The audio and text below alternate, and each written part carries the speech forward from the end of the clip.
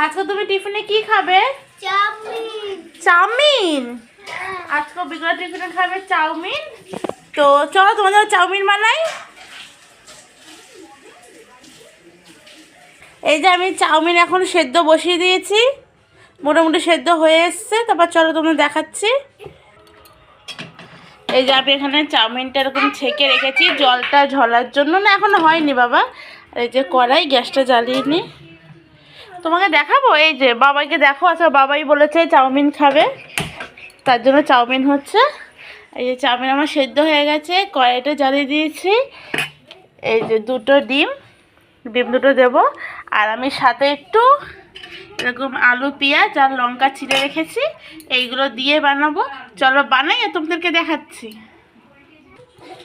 এই যে আমার তেলটা গরম হয়ে গেছে, আমি এবার একটু শুকনো লঙ্কা ফোড়ন দিয়ে নেব। শুকনো লঙ্কা ফোড়ন দিলাম, তারপর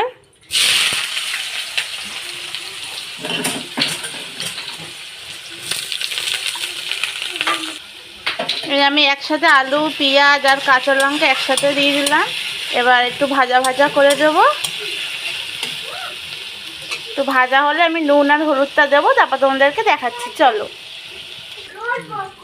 এই যে আমার আলুটা একটু ভাজা ভাজা হয়ে এসছে, মানে জাস্ট একটুখানি ভাজা ভাজা হয়েছে। তার জন্য এর মধ্যে একটু নুন দিয়ে দেবো, একটু হলুদ দিয়ে দেবো।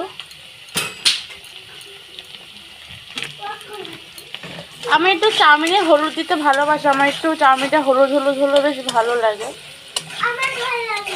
তোমার ভালো লাগে না? আচ্ছা খেয়ে দেখবে, হেভি লাগবে। হলুদটা মনে একটু বেশিই পড়ে গেল।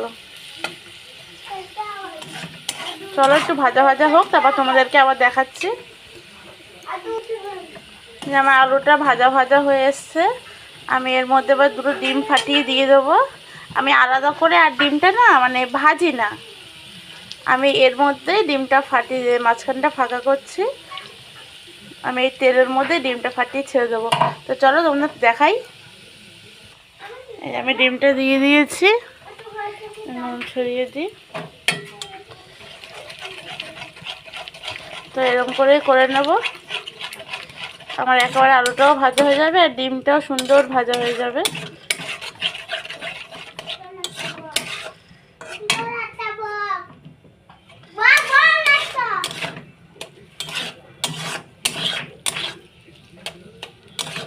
এরকম করে আলুটা সুন্দর ভাজা হয়ে যাবে।